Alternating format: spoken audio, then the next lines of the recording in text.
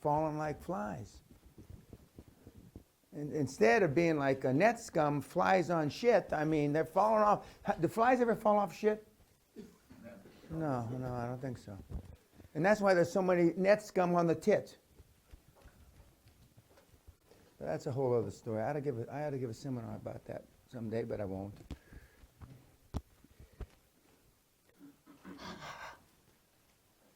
Who was the angry black man running around the estate this morning? Which one of you guys was running on the estate this morning? You? Okay. My dog told me this morning, Daisy.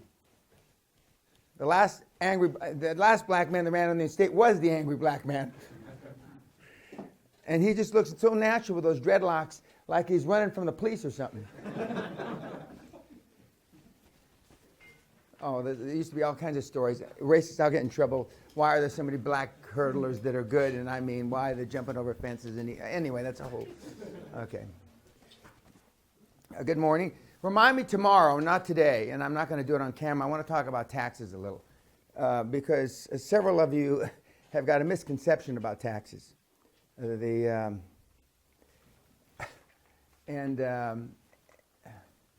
anyway, that's enough said. You got a misconception about taxes and who has to pay taxes and how to legally pay the least amount of taxes possible. This is not a tax seminar, and I'm not giving tax advice, and I'm surely not going to put it on YouTube. But I pay all my taxes, and no white, black, yellow, or purple man has paid more for tax advice, tax structure than me. And I have the best tax advice money can buy. Plus, I'm married to an international tax expert. So, I mean, when I hear some of the fucking shit you guys say, it's just unbelievable, you know? I want to get that kind of drug. I want to take that shit. So, I mean, as long as it's not addictive, I want to take that shit. Because some of you guys don't know what the fuck you're talking about. Virtually all of you don't know what the fuck you're talking about. Last night you went out and, well, I don't give a shit what you talked about last night. But tonight, again, we have dinner. By the way, it was Burke's birthday yesterday. Did he tell everybody and ask you, well, good. Well, it slipped when I was talking to me, and it was like, well, okay. Next. Yeah, next.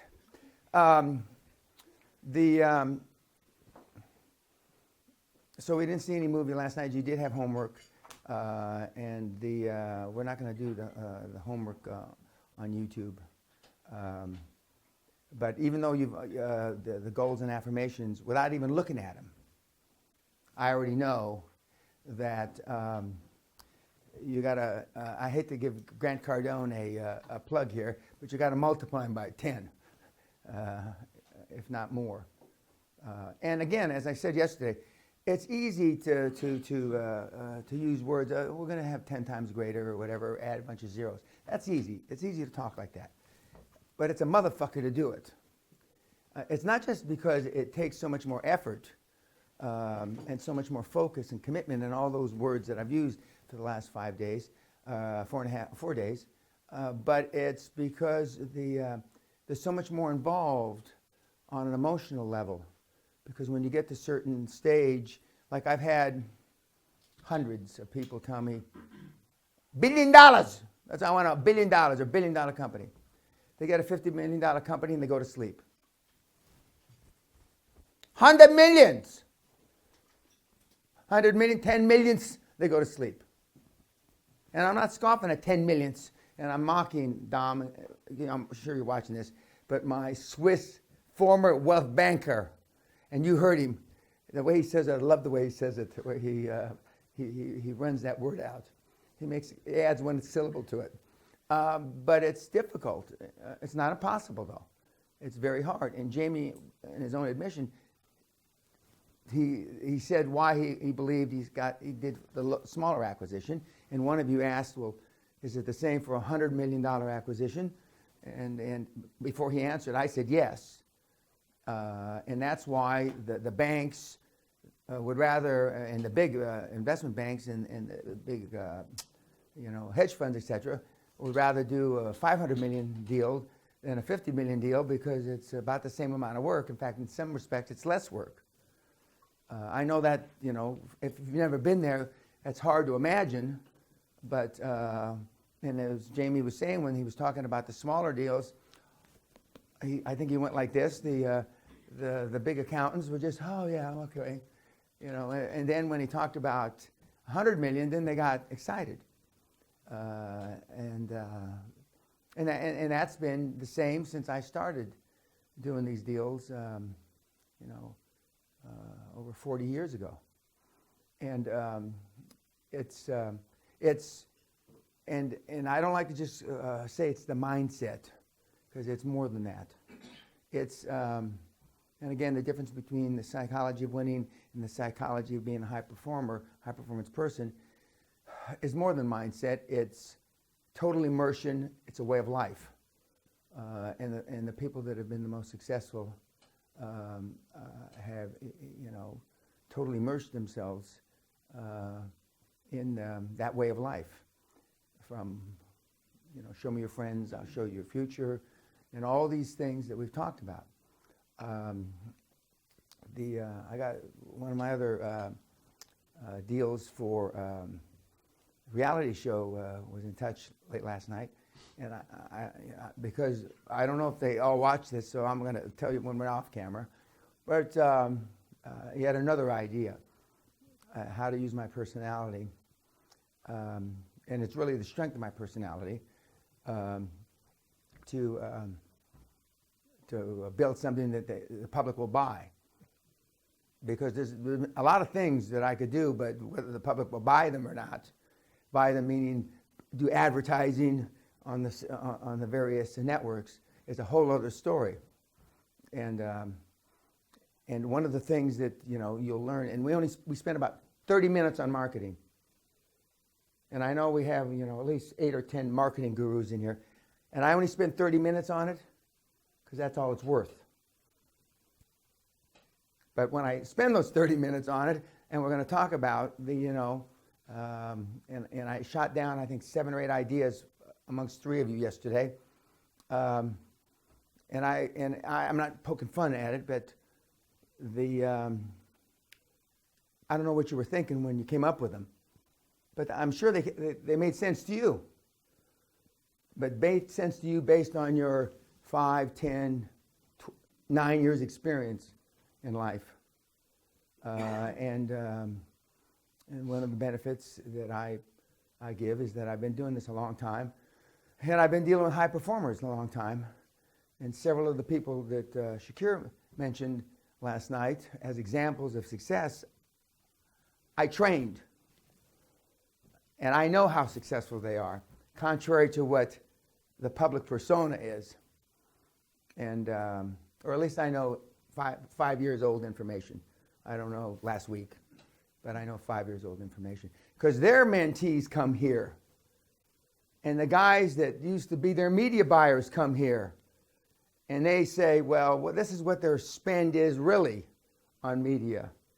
And they're having trouble. And they're having trouble with their affiliate programs. And the this, and you don't know about the lawsuits. And the this, and so, and I know all that stuff. And I'm not taking away because they're successful. Well, I mean, most of the guys that you mentioned are making a lot more money than the guys in this room. So, so a lot of the information I get, I take it with a grain of salt, and you know, but that's good to have the aspirations to do that kind of stuff.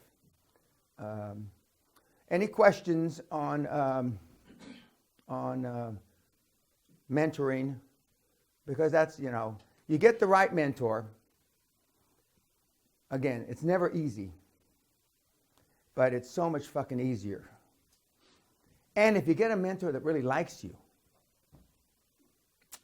I mean, and even though Jamie said, but one of the reasons I beat him so fucking much is I knew if I could just get him to turn the fucking corner, I mean, and it wasn't fucking easy, but if I could just get him to turn the corner, he's really a smart little shit, and he has a capability, and like he says, he loves medical billing now. I was born for it. He was born for it. He couldn't spell medical billing a year and a half ago. Okay? I live for it. Yeah. One thing he said is, I said a lot of what Dan was beating me up, but in his coaching, one thing he said to me was, with your background, you should be one of the Forbes 400. And that actually really meant a lot to me. I forgot that, yeah. That really meant a lot to me. No one had ever said anything like that to me before. And I know. He should. He will. He will. We're not done yet. And now, that doesn't mean because there's only one or two of you that have even remotely similar backgrounds to his. So that doesn't mean you can't be a Forbes 400. But with his background, all those the Ivy League guys that are on the Forbes 400, of course, half of them on the Forbes 400 didn't go to school. But the Ivy League guys that are in the Forbes 400 all read like him. But, you know, the other ones don't. But I mean, for sure, I mean, with his, and again, I'm jealous. I wish the fuck I had pedigree. Hector, unlike you, a fucking Taco Bell pendejo, I mean, and my dad was a cop. Okay, but I didn't aspire to live my whole fucking life to be a fucking cop. But so I'm jealous of that pedigree. And even though I make fun of Bavarian Bob, the Max Planck Institute of fucking Nazi scientists and shit, I mean, I wish that I'd gone to that fucking thing. Because I think if I had, you know, kind of a cross between his background and his background, oh, fuck. I don't know, I mean, I would have ruled the fucking world. For sure. For sure. Because I could have related to the real, you know, the Einsteins, and the Einsteins don't relate to me. In case you probably had any trouble figuring that out, the Einstein guys, the Trump guys relate to me, but not the Einsteins. I mean, Albert probably would twirl his hair like he used to do, and interesting, Mr. Peña, interesting. Next, you know, and that would be it. But that doesn't make me feel bad. We're going to talk more, but I mean, right now, are there any questions about mentors, how you get them? No, the importance of them. We're going to talk about what you give them, how you get them later on this morning. Yes, sir. I was reading your book last night. And by the way, you know how I call everybody sir? Even the kid. Where's the kid? The little kid. Oh. Why do? Excuse me for interrupting. Why do I call everybody sir? Or ma'am? Yeah. There's no reason that I should have respect for you. You haven't done dick. So, but why? Okay, out of respect. Respect for what? Natural. Yes, sir. You're not as stupid as you look. I'm telling you, Kebab. I mean, you're not as stupid as you look. Exactly. Because I know what you're capable of. I know what you can do. And I know what a lot of you will do. All of you in here, even my most miserable failure of the group, will be a lot more successful than they were when they came to this fucking thing. Okay, sorry, go ahead. If two of your mentors gave you conflicting advice, good question. Go ahead. How to get to a certain level, how do you distinguish between that? That's a very good question. I was blessed. I had a lot of blessings that didn't happen to me, but I know, having done this 22 years, that it happens. And that's why when you ask me, is it all right to have more than one mentor? And my answer is as follows. I had a mentor for Get My Head Straight, Scoot On Straight. I had a mentor for general business, and I had a mentor specifically for the industry that I was in. And that was Costa Grazos for general business, industry that I was in, Mr. Ormond, and Jim Newman for Get My Head Scoot On Straight. You shouldn't have mentors in the same industry doing the same thing. If you got a general guy that's, you know, is good for, and you won't call it getting my head screwed on straight. You'll call it a self-esteem kind of guy, or gal. So you should, you know, be careful because you will get conflicting. But if you do get conflicting, then you have to ascertain which one really has the best long-term benefit for you. YouTubers, we'll talk. I'll finish the question. YouTubers, we'll see you tonight or this afternoon.